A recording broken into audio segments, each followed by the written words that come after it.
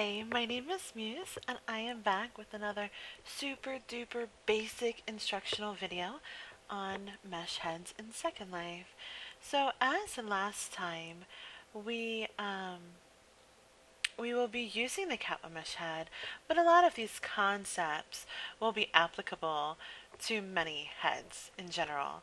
Um, so that is a nice fact, but I do love Catwa heads.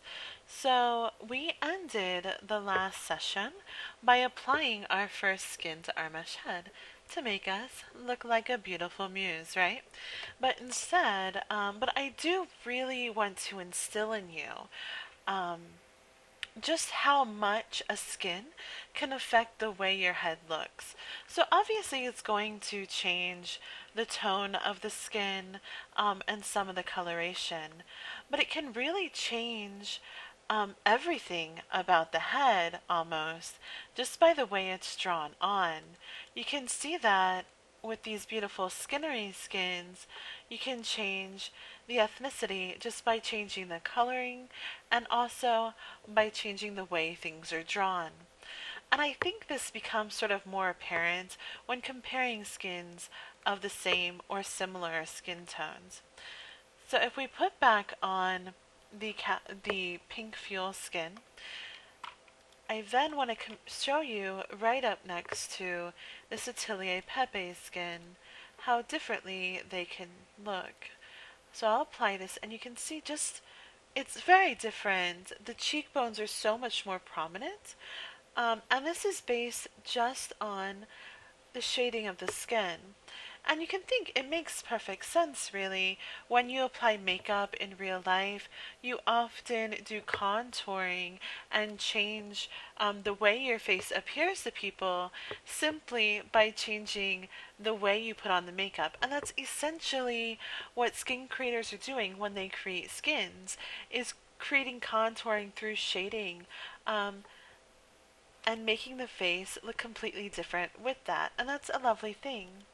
What I also want to show you, and that's something that really sort of touches me about Second Life and that I find to be beautiful and wonderful about Second Life, is that we can find and learn to appreciate alternative forms of beauty. And I think that's just such a nice thing to be doing and something that we can take to it with us, I should say, in real life as well. And so just recently, Izzy's released this really beautiful skin applier at Uber that is called Wounded Angel, and you can see she has burn scarring on her, but it's absolutely gorgeous. And I just think that's such a lovely thing to find alternative forms of beauty rather than always reaching and going towards those standard concepts that we all sort of have in our mind that are kind of taught to us by society. So it's really a beautiful skin, and I like that we can do that in Second Life and learn to appreciate alternative forms of beauty. Also, another thing though that is absolutely wonderful about the Catwa head is that it is what we call omega compatible. And what that means is that you can use any applier that says it's an omega applier or omega head applier on the Catwa head. And how you do this is by buying this tiny little hood, right? And it can range anywhere from 50 linden to 99, depending on where you buy it and what group you're in when you purchase it. And all you do when applying a skin is add that. No, that's really it. You add that, and then when you get your Omega applier, you will add your Omega applier, and you will click it as if it were a Catwa applier. It takes sometimes a little bit longer to load, but it will go. Now you'll notice one other thing. This doesn't say Omega on it. It says logo. And that's a little trick. All logo appliers are inherently Omega appliers. So as long as you have this little HUD, you can open up a broader range of skins and products available to you for your Catwa head. You can wear Catwa appliers, Omega appliers, and logo appliers. So that's really great. So what we're going to do, I'm going to show you one more thing before we leave today. And that is, we're going to first go back to our pink fuel skin, because I don't like my head not matching my body. I'm just going to pander to my OCD for a moment, because that will irk the fuck out of me. And then, now that we're back, I'm going to show you a way to actually change the shape of the head.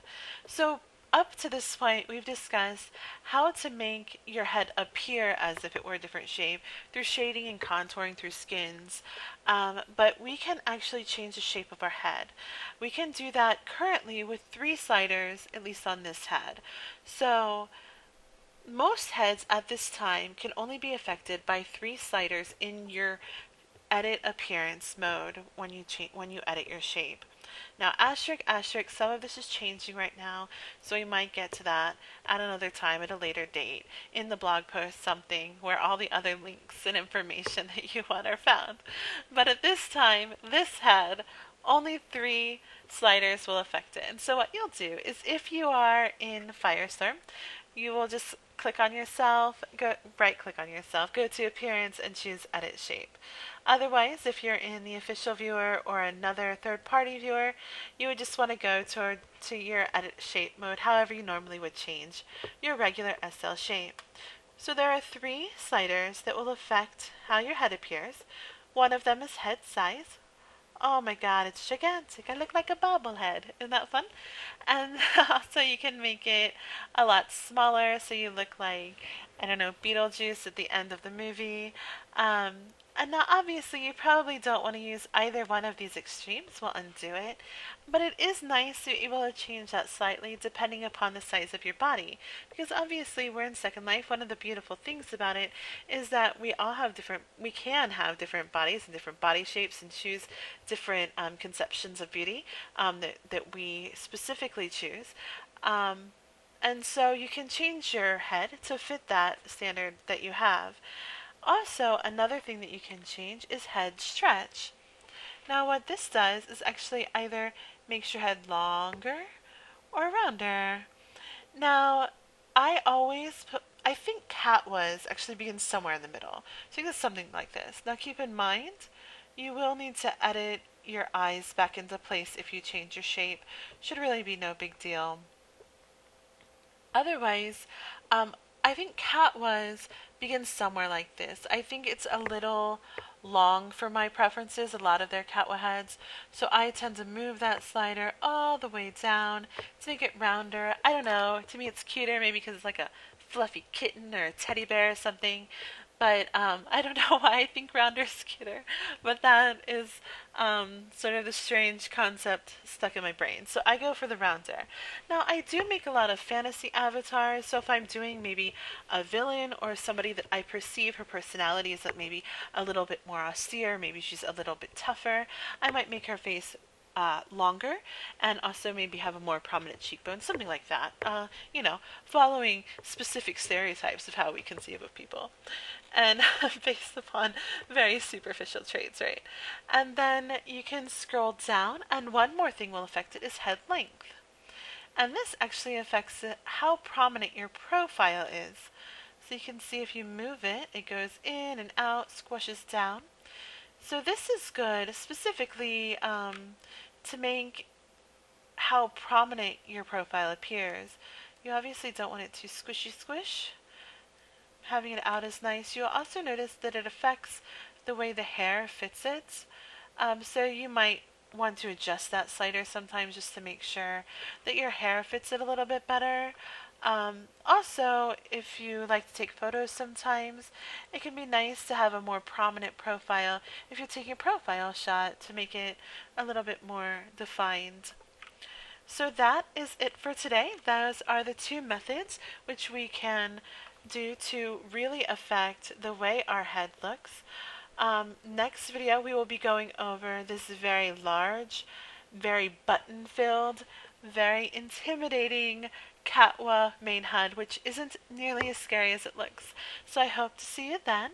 Over and out. Boop boop.